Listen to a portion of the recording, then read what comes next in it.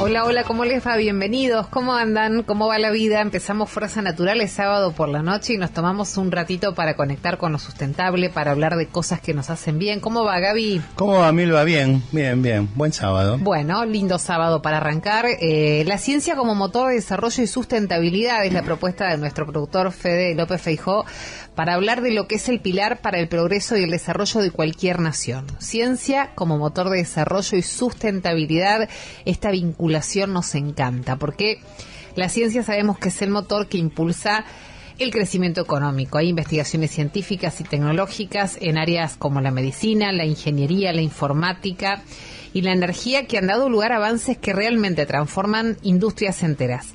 Estos avances no solamente mejoran la calidad de vida de las personas, sino también que crean empleo, aumentan la productividad, y los países que invierten en investigación y desarrollo tienen una ventaja competitiva en la economía global, ya que están mejor preparados para enfrentar los desafíos y para poder aprovechar las oportunidades que surgen en un mundo de constante innovación y evolución. La ciencia también desempeña un papel súper importante en lo que es la resolución de problemas complejos, desde la búsqueda de soluciones para el cambio climático hasta la lucha contra enfermedades. La ciencia proporciona las herramientas necesarias para poder abordar desafíos globales. Los países que invierten en investigación científica están mejor equipados para enfrentar crisis como fue la pandemia de COVID-19, donde la ciencia y la tecnología desempeñaron un papel crucial en el desarrollo de vacunas y tratamientos efectivos. La educación científica también es esencial para el desarrollo de una fuerza laboral altamente calificada y además adaptable. Eso quería decir. Los países que fomentan la educación en ciencias y en tecnología están creando una base sólida para la innovación y la creatividad.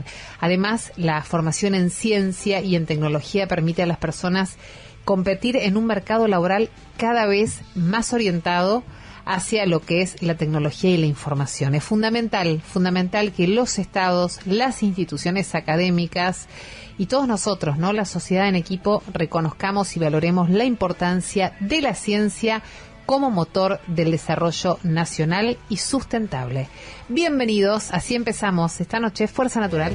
Cuando hablamos de salud, hay momentos en los que no alcanza con tener el mejor servicio médico, como al recibir un diagnóstico o al transitar un tratamiento. La atención que necesitamos pasa por otro lado, uno mucho más humano. Por eso, en OSDE, te cuidamos con empatía, cercanía y escucha, porque lo más importante para nosotros es y será siempre saber contener. Seguimos desandando esta noche linda en Radio Con Vos. Mañana votamos, che. Qué responsabilidad. ¿Viste? Qué momento, ¿no? Tengo una sensación rara esta vez. Sí, es un poco raro. Pero bueno, no. Pero siempre es bueno votar. Por supuesto, vayamos a votar. Lo que sí, hay que ir a votar. ¿Sí? Agradezcamos que vamos a votar. Yo claro. Viví la época que no votábamos. Por eso, Vos sos más chica, yo ya soy lo más sé. chica, sí. Pero yo recuerdo la alegría de mis padres en el 83, en la vuelta de la democracia, y eso me marcó también. ¿Vos sabés lo que me pasó a mí? En la primera elección que iba a votar, que fue la del 83... no figuré en el padrón. Y claro, era... Y no voté. Ay, qué angustia. Ya era médico. Obviamente me metieron a hacer guardia a mí en todos lados. Claro, con la emoción que había. Bueno, no perdamos esa emoción y esa esperanza, ¿sí? Ejerzamos el derecho y esa obligación que tenemos, ambas cosas. No seamos indiferentes. Cosa, no te comas el chiste de que hay una forma bien de votar y otra mala. Vota como más te gusta. Claro, por supuesto. Vota como más te gusta. Bueno, vamos a hablar un toquecito de dos libros, de dos publicaciones de lingüística dirigidos a infancias y juventudes, ¿no? Sí. Con preguntas súper interesantes. ¿Cómo se le puede contar a alguien los propios sentimientos? ¿Cómo se puede conocer a alguien a quien nunca se ha visto? ¿Por qué habrá lenguas diversas? ¿O por qué hay distintas formas de hablar en una lengua? Bueno, son algunos de los interrogantes que abordan los libros de lingüística. ¿Querés saber qué es el lenguaje? ¿Y querés saber cómo se usa el lenguaje? Todo esto de la autoría de Carolina Tosi está con nosotros esta noche aquí también, que es investigadora del CONICET, es doctora en lingüística. por la Universidad de Buenos Aires, magíster en análisis del discurso y licenciada y profesora en letras de la UBA. Es de todo. Me siento muy chiquitita. ¡Qué genia! Felicitaciones. Admiro profundamente, Caro, la gente que tiene así varios títulos y especialidades y magíster y doctorados. Qué genia, qué pasión además, ¿no? Bueno, buenas noches, muchas gracias por la invitación. Y sí, yo creo que la pasión es lo que nos mueve a investigar estos temas. Y bueno, yo como estudio el discurso, lo que me pasa es al revés, que tengo mucha admiración por ustedes, los comunicadores. Y aparte los investigamos, también estudiamos su discurso también. Así que es una... ¡Qué momento! Es una ida y vuelta, sí, nos exacto. conectamos en algún lado, decís Sí. vos. Bueno, recién antes de empezar la entrevista estábamos mirando las publicaciones y la verdad que son tan interesantes en contenido, en formato, en dibujo, en diseño, están buenísimas. Y bueno, empecemos por el principio. Te dio ganas de pensar en el lenguaje, ¿no? En la definición del lenguaje y de saber cómo se usa, 2 puntos re importantes. Sí, para contextualizar un poco, Sí. estos 2 libros se alojan en la colección que es Querés Saber, que Sí. es de Eudeva, y está destinado a primeros lectores. Y estos primeros lectores es como un poco amplio, no solamente son niños, adolescentes, como podemos pensar, sino todo aquel que accede por primera vez a un tema, ¿no? Por ejemplo, no sé, Milva, a vos por ahí te interesa, no sé, ¿qué es el ADN? Ujú. A vos, Gabriel, ¿tenés algún tema, alguna pregunta que te interesa mucho? Sí, infinidad. Por ejemplo, yo acá tengo uno. ¿Querés saber qué son las bacterias y los Eso lo virus? sé porque soy médico. Claro. Ahí pero ¿qué son los crustáceos? Ahí podría sí, ser. por supuesto. No, o la del lenguaje también. Exactamente. Ahí está. ¿Por qué existen lenguas diversas más allá de la Esa te torre, gustó, más ok. allá de la Torre de Babel, ¿no? Bueno, en realidad, justamente estos 2 libros plantean, por un lado, ¿qué es el lenguaje? Que es muy difícil contestar. Sí, claro. No hay una respuesta, Claro. aparte hay muchos enfoques en la lingüística. Pero bueno, justamente se podría sintetizar diciendo que es una capacidad, ¿no? Humana que tenemos para expresarnos, y lo hacemos a través de las lenguas.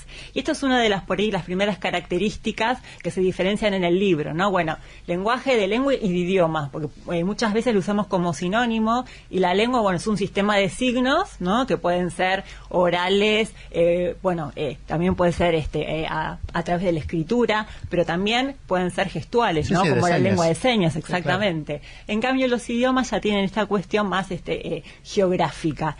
Y bueno, justamente como la lengua son sistemas de signos, son arbitrarios, no es que hay una causa para que al micrófono lo llamemos de esta manera, no hay una relación entre lo que sería el signo y el significante. A partir de ahí, está esta posibilidad de que haya diversidad de lenguas. Y vos justamente, Milva, nombraste la Torre de Babel. Y sabés que en el libro no solamente hablamos, científicamente del lenguaje, sino también que colocamos las explicaciones que se dan desde los mitos y también de las leyendas sobre el lenguaje, porque es un tema que la verdad nos atraviesa desde nuestros orígenes, y quisimos poner eso también, justamente cómo pensaba antes el ser humano estos temas, y hay muchísimos mitos muy interesantes también. ¿Cómo- Entre ellos la Torre de Babel está, por supuesto. ¿Cómo considera hoy la ciencia aplicada el origen de esto, el origen de los lenguajes? ¿Cuándo empezó a sociabilizar el ser humano como para esta necesidad de comunicarse con un semejante? Claro.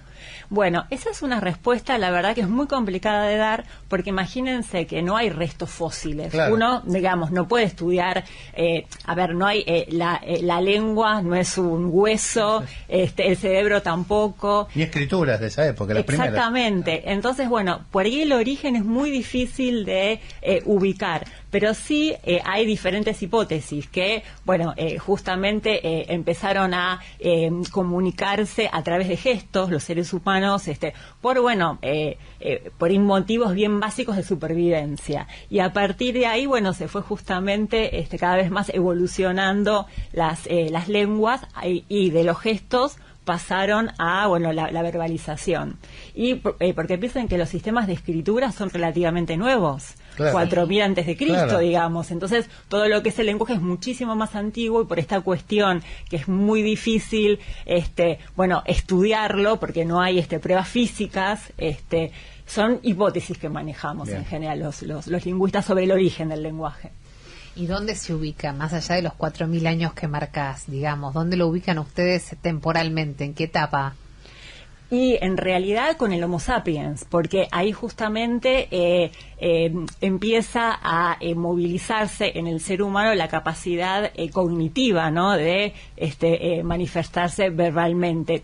También hay muchísimas hipótesis, ¿no? Porque claro, hay una hipótesis que es por ahí la más hasta ahora más comprobada, podríamos decir, que es la de Chomsky, que él indica, ¿no?, justamente que nuestro cerebro está preparado, o sea, estamos preparados innatamente para el lenguaje. Claro. En cambio, otros lingüistas sostienen que está relacionado con nuestra capacidad de relacionarnos, socializar, ¿no? claro, de socializar. Entonces, a partir de que el Homo sapiens, por ejemplo, empezó, no sé, a realizar, no sé, arte, pinturas, vasijas, ahí también se empezaron a activar otras áreas del cerebro para justamente propiciar el lenguaje. Como vos decías, que son todas hipótesis, porque Exacto, no tenés ni fósiles claro, ni indicios de nada. No hay nada, Pero no hay archivos. Vos fíjate que el premio Nobel de Medicina del año pasado lo ganó un Exacto, paleontólogo, exacto, sí, que sí. lo hablamos en STP Sí. Milva en algún momento, que era Svan Pavó, que encontró el eslabón perdido entre el Neandertal y el Homo sapiens, o sea que capaz que se remonta mucho antes, Puede mucho ser más que sea antes. antes también. Y a eso iba mi pregunta. Vos un poco lo relacionaste como privativo del Homo sapiens o de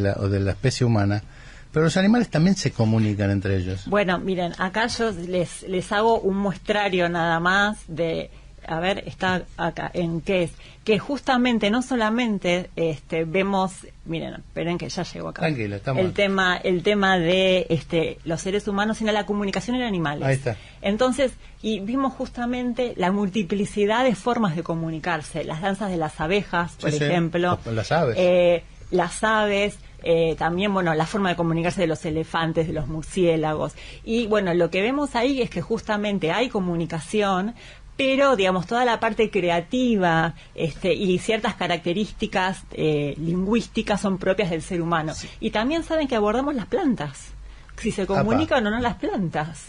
¿Ustedes les hablan a las plantas? Hay una polémica, dicen que hay que conversar con ellas, ¿Quién ¿no? era? ¿Quién era que hablaba? El otro día... el que hablaba con la tostada, ¿quién era? Era Graciela Aljano. El otro día fuimos con las plantas. Sí, con las plantas, sí.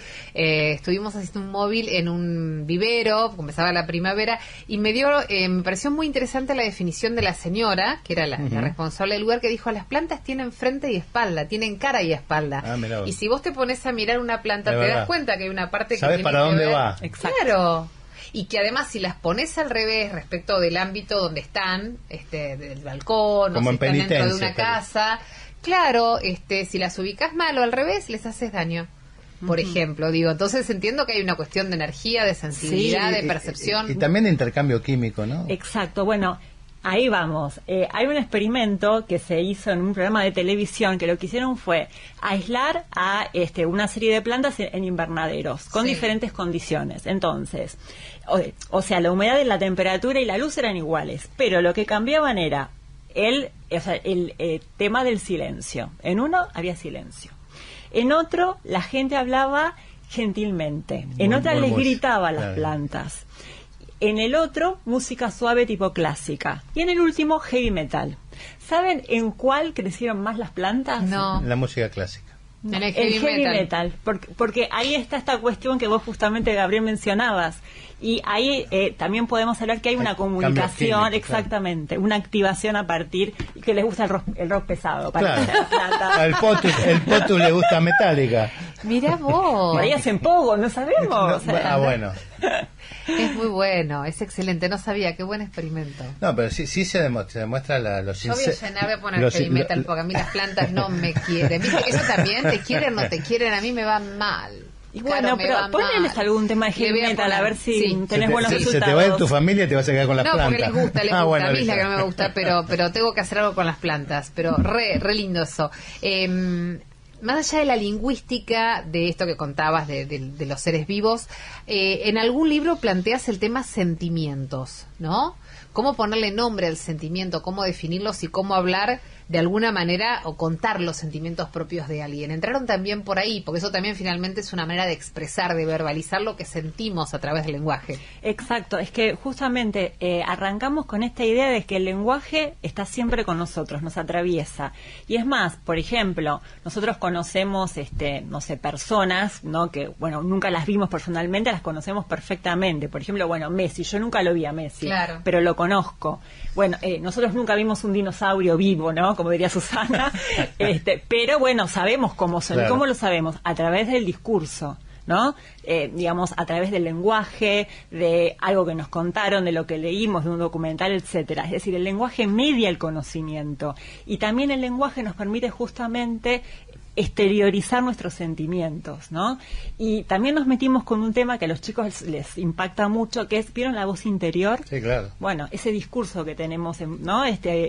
Adentro. Y para este libro investigamos y hay científicos, bueno, justamente que estudian estas cuestiones y ellos pudieron percatarse de que algunas personas, y ahí ustedes podrían decirme a ver cómo lo viven ustedes, esa voz del pensamiento, esa voz interior, la viven a través de palabras, de lo verbal, otros a través de formas abstractas y otros a través de sonidos. Entonces, yo, por ejemplo, palabras, que soy muy palabras, de palabra, me pareció algo, o sea, maravilloso pensar justamente cómo esa voz interior, según, bueno, nuestros intereses y nuestra individualidad, podemos exteriorizarlo de diferentes formas. Un poco me parece que lo que explicás también tiene que ver con esto, que incluso hasta las técnicas de marketing, cuando hablan de canales visuales, exacto, auditivos y emocionales, ¿no? Uh-huh. Cada persona tiene canales preponderantes y me parece que tiene que ver con esto que vos estás explicando. Exacto, cuando hacíamos el libro, porque bueno, el libro tiene muchas ilustraciones. Sí, es re lindo. Y trabajábamos, la verdad, era por Zoom, porque era un poquito ya saliendo de la pandemia, con el ilustrador, la editora y también el diseñador. Y justamente cuando salió este tema, todos pensábamos de diferente manera y el ilustrador pensaba a través de imágenes. Claro, es su manera de... visual, exactamente, y ahí está esa vinculación, ¿no?, que vos mencionás. El tema de un poco cuando vos nombrabas esto, a mí me quedé enganchado con el tema de los animales y las plantas. Me parece que el ser humano lo que tiene es la capacidad de abstraerse, ¿no? Exactamente. O sea, una abeja podrá comunicarse, lo que no va a poder es escribir la Quinta Sinfonía. O sea, exactamente. Lo pudo hacer nada más que los genios de la música. Me parece que por ese lado, si está analizado. La creación de postulados, claro, de teorías científicas. Imaginarlo, ¿no? Exactamente. Bueno, de todo lo que es arte y también de replicar mensajes, porque nosotros podemos crear infinitos mensajes. En general los animales tienen un repertorio de mensajes, ¿no? Y que a partir de ahí, bueno, se comunican diferentes datos, ¿no? Diferentes, claro, diferentes tipos de información. Pero está como más acotadito, más generado de manera perfecta, estructurada, esa es la palabra, y nosotros tenemos la posibilidad de la creación. Y de aprender otras lenguas. Y del aprendizaje, claro, de la incorporación, ¿no? O sea que definitivamente el lenguaje nos influye también a la hora de pensar, de actuar, obviamente de comunicarnos, ¿no? Nos constituye finalmente, nos termina plasmando, exacto, ¿o no? Exacto, sí. En realidad, el lenguaje es parte constitutiva del ser humano. Y por eso es tan interesante, digamos, cuando pensamos estos libros, pensamos en esta cuestión de romper estereotipos también, o prejuicios. Los prejuicios lingüísticos, por ejemplo. Hay una diversidad, o, por ejemplo, hay una variedad lingüística mejor que otra, ¿no? Nosotros, por ejemplo, usamos el rioplatense y está mucho esta cuestión de nosotros voceamos, somos yeístas, hablamos mal, y una de las cuestiones que quisimos hacer en uno de los libros es tirar estos prejuicios. No hay variedades digamos más, o sea, mejores, digamos, que otras. Sí hay más prestigiosas, pero eso tiene que ver justamente con la cantidad de hablantes y el prestigio, ¿no?, que se le asigna. Y ahí creo que se conecta con tu pregunta de, bueno, que justamente todas esas variedades van construyendo diferentes sociedades, identidades también. Exactamente, identidades sociales, ¿no? Imagínense, claro, nosotros en el rioplatense con el lunfardo, claro, y con todas las influencias que va construyendo, claro, ¿no?, nuestra variedad. ¿Cuánto hay de verdad y cuánto de mito de aquello que cuando uno aprende varios idiomas ya los próximos empiezan a ser mucho más fáciles?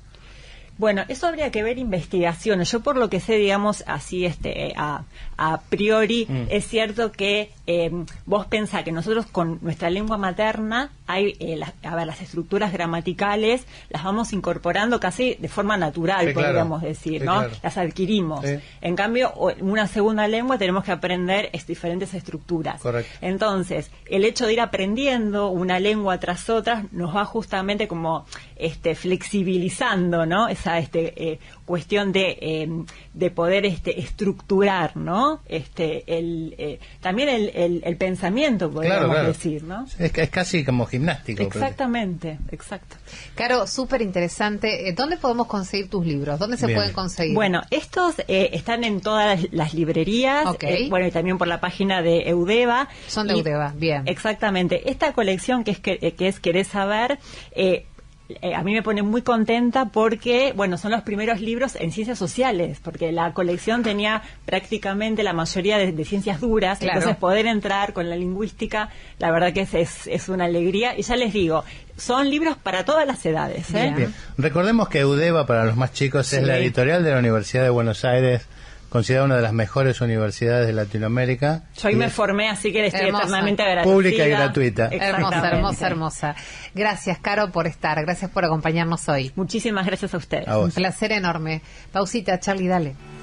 Bueno, desandamos esta próxima media hora juntos y es tiempo de la columna de Gaby, del doctor Gabriel Rovagalo, de su lado B, que así lo presentamos.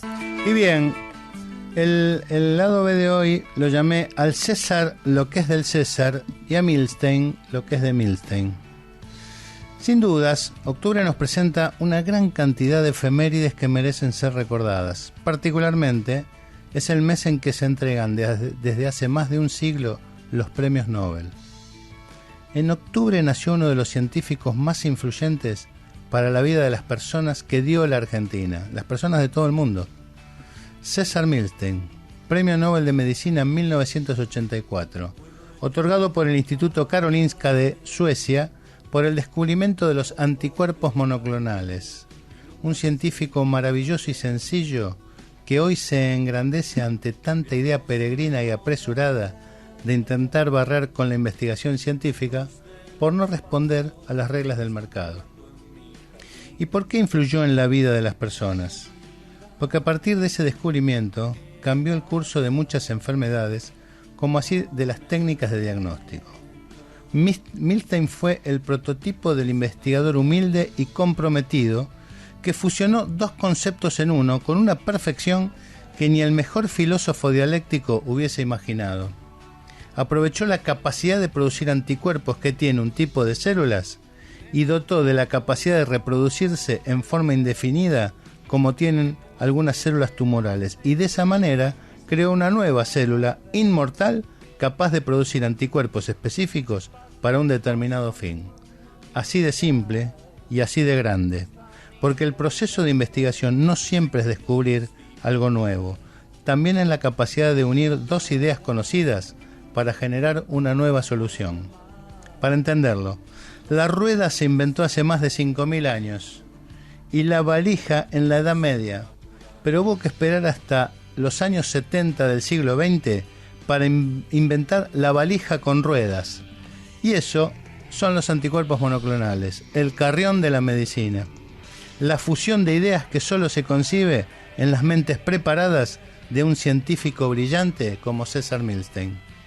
Como no podía ser de otra manera, en el derrotero de Milstein hacia un regreso al país, y tuvo un regreso, mejor dicho, al país para dirigir el Instituto Malbrán en 1958, pero la prepotencia e intolerancia cívico-militar de principios de los 60 lo expulsó definitivamente a Inglaterra, donde profundizó sus estudios. Dijo Milstein poco después de recibir el premio Nobel, en octubre del 84, «Soy un antitotalitario, un antimilitarista y un antinacionalista. Creo que los nacionalismos son el opuesto de la ciencia, que es universal». César Milstein, por esas raras volteretas del destino, murió un 24 de marzo en Cambridge, y lo traje a este espacio de reflexión como un claro ejemplo de síntesis entre inteligencia, tecnología y sentido de la oportunidad al servicio de la innovación. Todo esto impregnado de un profundo sentido de humildad y desinterés económico, ya que ni él ni George Kohler, su coequiper de investigación, quisieron patentar un descubrimiento que hoy vende más de 30.000 millones de dólares por año y sigue creciendo más allá de sus dichos. Decía Milstein, uno siempre tiene el derecho de hacer algo en ciencia para beneficio de la humanidad, además de cobrar un sueldo a fin de mes. Al fin y al cabo, César Milstein nos enseñó que la vida es una moneda. Y hablando de solo se trata de vivir, el corazón es fundamental para vivir bien y es fundamental hábitos saludables para que nuestro corazón esté bien. Por eso la doctora Paola Caro es nuestra invitada, es directora médica de Vital. ¿Cómo va, Paola? Gracias por atendernos acá. Gabriel y Milva, ¿cómo va? Hola, ¿cómo estás, Gabriel, Milva? ¿Todo bien? ¿Ustedes? Bien, muy bien. Siempre es importante hablar del corazón, o desde el corazón, como quieras. Y es una época del año donde nos vamos estresando mucho. Bueno, tenemos una realidad, la que nos toca como país. Hay otros lugares donde tienen otros problemas. Nosotros tenemos los que tenemos. Y no es fácil socialmente transitar nuestra historia. Y sobre fin de año, no sé por qué ustedes tal vez como médicos lo tienen más establecido. Me parece que se colapsa un poco el estado de los corazones, ¿no? Por decirlo de alguna manera casi poética, te diría. ¿Estás ahí, Paola? Es realmente una... Sí, ¿me escuchás? Sí, perfecto. Ahora sí, perfecto. Perfecto. No, una de las principales factores de riesgo para que el corazón se enferme o por lo menos dé algunos síntomas de enfermedad es el estrés. Uh-huh. Como vos decías, Milva, hoy estamos viviendo una situación difícil como país, sociedad, y como médica te digo que una de las principales consultas que tenemos los clínicos, los médicos hoy es, doctora, estoy súper estresada. Pero no solamente es el estrés, sino que hay otras cosas. El estrés a veces es más difícil de controlar, pero como vos decías, hay medidas que uno puede modificar, ¿no? Para que el corazón esté un poco más sano y tratar de llegar lo mejor posible. Una de las principales cosas que los médicos hacemos es prevención. Uh-huh. Entonces, dentro de la prevención tenemos que prevenir los factores de riesgos cardiovasculares.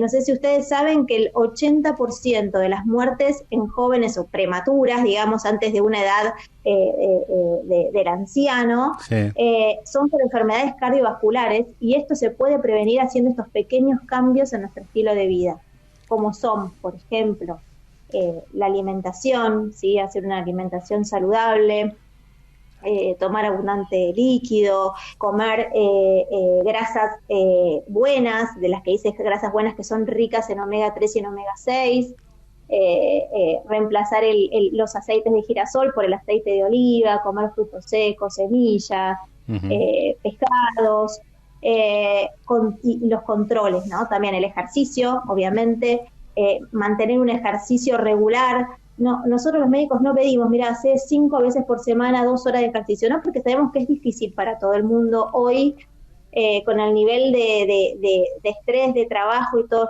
andamos corriendo todo el tiempo. Solo pedimos media hora por día de actividad física, que sea 4 o 5 veces por día. La nada no nos sirve, lo importante es aunque sea hacer un poquito. Ay, doctora, pero no llego. Bueno, lo que hagas suma. Entonces, es una de las cosas que como médicos aconsejamos, ¿no? ¿Cómo te va, Paola? Gabriel te habla. ¿Qué decís? ¿Cómo estás? Bien, ¿y vos?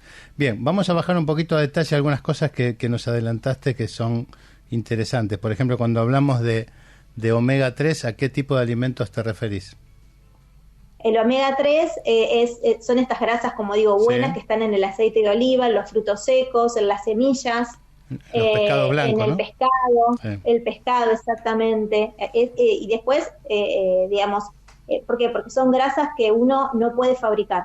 Claro, fabrica las grasas malas, no fabrica las grasas buenas. Claro. Entonces necesitamos como consumir este tipo de grasas, y también después están los comprimidos que no son, uno no los adquiere en la alimentación, sino que los puede comprar en la farmacia y también consumirlos, ¿no? Pero lo importante es hacer esta concientización de la alimentación sana. Y otro detalle de lo que dijiste, hablaste de actividad física, sí. Preferentemente sí. Estamos hablando de actividad aeróbica, no tanto anaeróbica.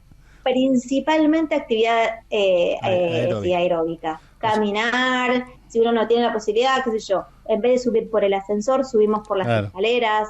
En vez de tomarte el subte, vas caminando lo que puedas. Digamos, hay cosas que uno puede hacer el ejercicio, ¿viste? Sin tener que ir a un gimnasio, por ejemplo.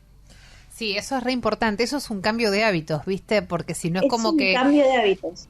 Claro, y ahí contás pasos, que es algo que está muy de moda, y ahí entendés la importancia del moverte, de mantener el peso, del mantener el cuerpo en movimiento, digo, y te digo que te sorprendés gratamente cuando contás pasos y ves todos los que haces, cuando realmente haces esto que vos contás, ¿no?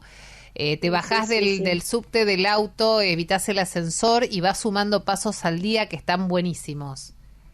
Está buenísimo. Y bueno, ahora, y aparte es como, viste, todo el mundo ya tiene estos relojes, que estas apps que los bajás y te ponen objetivos. Sí. Está buenísimo. Mira, me falta, a mí a veces me pasa que digo, hice 6.000 pasos, me faltarían 1.000 más. Bueno, me voy a dar una vuelta a la manzana y llego al objetivo. Lo haces al toque, es cierto. Exactamente, sí. Paola, a conciencia. Hablamos que los factores de riesgo que todos conocemos, el cigarrillo, la diabetes, la hipertensión, la obesidad, antes lo interpretamos como enfermedades o condiciones propias del adulto. Ahora sabemos bien que los chicos pueden empezar a mostrar indicios de tener lípidos altos o hipertensión. ¿Cuándo es aconsejable, desde tu visión como cardióloga, empezar a controlar en los chicos los niveles de lípidos en sangre y la presión arterial? Mira, la verdad que no soy pediatra real, pero lo aconsejado es a partir de los 6 años ya comenzar a tomar la presión y dependiendo si en la familia hay factores de riesgos de, por ejemplo, colesterolemia familiar o algo, empezar ya a hacer mediciones sanguíneas. Eso sería lo aconsejado, pero bueno, viste que cada niño es un caso particular, cada familia es un caso particular, lo ideal es que consulten al pediatra. Claro. Yo he hablado con mi pediatra de mi hijo, por ejemplo, y me dice, mirá que a los 6 años es aconsejable. Bueno, en mi casa no hay en mi familia factores de riesgo, pero bueno, eso es algo que el pediatra lo va a pedir si es necesario, ¿no? Porque también a veces, viste, a los niños que vayan a sacarse sangre es medio traumático, entonces bueno, yo creo que el pediatra va a tomar cada caso en particular, pero en general a partir de los 6 años. Doctora, ¿cuánto influye el estrés, la angustia, la tristeza, el desamor en nuestro corazón directamente, ¿no? Porque a veces uno siente angustia o siente dolor y generalmente se ubica cerquita del corazón, en la zona del pecho, ¿no? Sentimos por ahí, no sé si está el alma, está el corazón, cada uno creerá en lo que quiera, pero todos en líneas generales, más allá de la somatización, ¿no? De las angustias y demás que van para otro lado, pero digo, la angustia, el miedo, el dolor están en el centro del pecho. ¿Qué tan cerca del corazón el sentimiento puede afectar? ¿Para bien o para mal? Porque también cuando nos pasan cosas lindas sentimos algo en el pecho. Por supuesto. Bueno, por eso es un poco relacionado a lo que hablábamos, ¿no? El tema del estrés, el estrés genera angustia, genera ansiedad y como digo, es un factor de riesgo que puede generar, es un factor de riesgo más. Entonces también como médicos nosotros no solamente aconsejamos la medicación, la alimentación, sino también hacer ejercicios como la yoga, como buscar un espacio que a uno que encuentre bienestar, porque sabemos que eso nos hace bien. Entonces son todas estas cosas que sumando todo esto vamos a disminuir estos riesgos y esto de sentirse bien, el bienestar emocional es muy importante, súper importante, como decirte la alimentación. Paola, te llevo un poquitito antes de terminar a otro tema. Vos dirigís también una empresa de emergencias. ¿Cómo estamos respecto de la muerte súbita, que es la forma más aguda de la falla cardíaca? ¿Estamos teniendo un incremento? ¿Está la población, cuando ustedes están llegando ya haciendo las primeras maniobras de resucitación? ¿Qué notaste en los últimos años respecto de la educación de la ciudadanía, insisto, respecto de la muerte súbita? Sí, mira, la verdad que la muerte súbita casuísticamente es muy bajita. Bien. Digamos, está más o menos entre un 0,38% cada 100.000 casos, cada 100.000 habitantes. Digamos, la casuística es muy poca, pero el impacto que genera una muerte Claro. súbita cuando uno está haciendo un ejercicio es altísimo. Por eso nosotros recomendamos, los médicos recomendamos siempre que cuando uno vaya a hacer un ejercicio, que diga, bueno, mira, se haga el apto físico, ya sea tanto para una evaluación de deportista, ya sea tanto recreacional como competitivo, ¿no? Entonces, primero, antes de comenzar un ejercicio de una actividad física, hay que hacerse un examen físico, un electrocardiograma, si es necesario hacer una prueba de esfuerzo. Se ha visto que si bien la casuística es bajita, el 99% de las muertes súbitas en el deporte, que es uno donde mayormente lo relaciona, es de origen cardiovascular. Sí. Entonces, dentro de este origen cardiovascular hay 3 causas importantes. Una es el infarto agudo de miocardio, es decir, la enfermedad isquémica, que se da en el 63% de estos casos, y generalmente es más frecuente en hombres con factores de riesgo como los que hablamos anteriormente. Bien. El otro 21% se da en gente más joven, generalmente menores de 31 años, que tienen una enfermedad, una miocardiopatía hipertrófica se llama, que es una enfermedad cardíaca donde el músculo está muy, muy grueso y no puede generar la eyección de sangre cuando está haciendo el ejercicio. Bien. Y el 6% restante se debe a las arritmias malignas, como la fibrilación ventricular. Correcto. Entonces, es muy importante, y acá es esto lo que digo, hacer hincapié en esto, que el apto físico es muy importante antes de realizar una actividad física. Esto para disminuir, primero para prevenir, identificar factores de riesgos, y también para hacer un diagnóstico. Mira, la verdad que acá vemos en esta prueba de esfuerzo que haces alguna arritmia previa al ejercicio, y ahí identificarla y tomar cartas en el asunto. Hay tratamientos para todo, ¿sí?